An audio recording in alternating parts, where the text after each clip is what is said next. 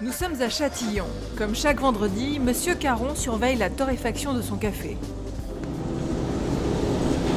Là, le café actuellement, il est à 154 degrés. Il va monter progressivement en température jusqu'à 200 degrés. La torréfaction, on peut dire que c'est à 30 secondes près à peu près. C'est-à-dire 30 secondes de trop, après le café est trop cuit. Une odeur qui embaume cette ville de la région parisienne et attire un matin Emmanuel Pignal du service environnement de la mairie dans cette entreprise familiale avec une idée précise, utiliser le marc de café. J'ai vu du marc de café, donc je me suis permis de sonner à la porte où j'ai été accueilli à bras ouverts. Je me suis dit qu'on allait certainement pouvoir faire quelque chose, sachant que le marc de café était quelque chose de revalorisable. C'était un soulagement parce que ça faisait 5 ans qu'on essaye de trouver des solutions pour tous les déchets qu'on génère. Et c'est très compliqué pour une petite entreprise de trouver des solutions puisqu'on génère à la fois beaucoup et peu de volume. Et trouver des solutions pour la revalorisation, que ce soit des cartons, que ce soit tout ce qu'on peut générer comme déchets, ça demande énormément d'investissement, beaucoup d'idées aussi. Et le principal déchet valorisable de la brûlerie Caron qu'Emmanuel Pignal a en vue, c'est le marc de café. Avec 3000 distributeurs de café dans toute l'Île-de-France, l'entreprise collecte chaque semaine près d'1 tonne de marc de café qui finissait à l'incinérateur. C'était avant l'initiative d'Emmanuel Pignal. Depuis, ce sont les services municipaux des parcs et jardins qui viennent les collecter chaque semaine. Nous le mélangeons avec le compost que nous récupérons des déchets verts de la ville. Et après, on s'en sert au niveau des arbres, des plantations d'arbres, des rosiers, tout ça, mélangé avec de la terre. Riche en phosphate, en potasse et en azote, le marc remplace très bien un engrais chimique tout en étant un très bon répulsif contre les insectes. Et puis une courrière impériale, perce-neige aussi.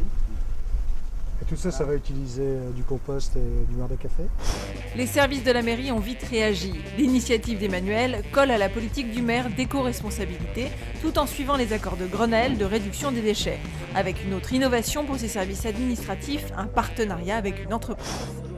J'ai trouvé ça très bien parce qu'il n'y a pas de raison qu'il n'y ait que l'administration ou les collectivités qui s'engagent dans une action. Si les entreprises privées peuvent y participer aussi, c'est très bien. Il y a une synergie entre tous les acteurs de la vie et je trouve ça tout à fait intéressant. À quelques mètres de la mairie, le parc Henri Matisse de Châtillon. Voilà, vous voyez, là, il y a eu du compost. C'est-à-dire, vous voyez, c'est des végétaux qui ont été un peu décomposés. Et n'importe qui peut faire ça dans son jardin ? Bien entendu.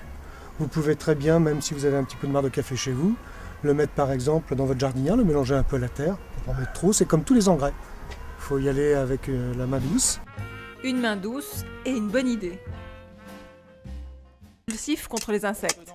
Et puis une courrière impériale, perce-neige aussi. Et tout ça, ça va utiliser du compost et du marc de café. Les services de la mairie ont vite réagi. L'initiative d'Emmanuel colle à la politique du maire d'éco-responsabilité, tout en suivant les accords de Grenelle de réduction des déchets. Avec une autre innovation pour ses services administratifs, un partenariat avec une entreprise. J'ai trouvé ça très bien parce qu'il n'y a pas de raison qu'il n'y ait que l'administration.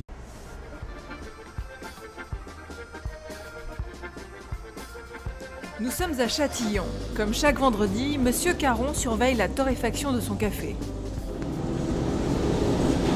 Là, le café actuellement, il est à 154 degrés. Il va monter progressivement en température jusqu'à 200 degrés. La torréfaction, on peut dire que c'est à 30 secondes près à peu près. C'est-à-dire 30 secondes de trop, après le café est trop cuit. Une odeur qui embaume. C'est très compliqué pour une petite entreprise de trouver des solutions puisqu'on génère à la fois beaucoup et peu de volume.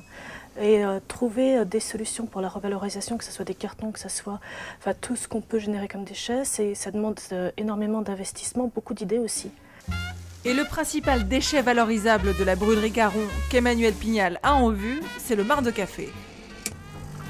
Avec 3000 distributeurs de café dans toute l'Île-de-France, l'entreprise collecte chaque semaine près d'1 tonne de marc de café. Cette ville de la région parisienne et attire un matin Emmanuel Pignal du service environnement de la mairie dans cette entreprise familiale avec une idée précise, utiliser le marc de café.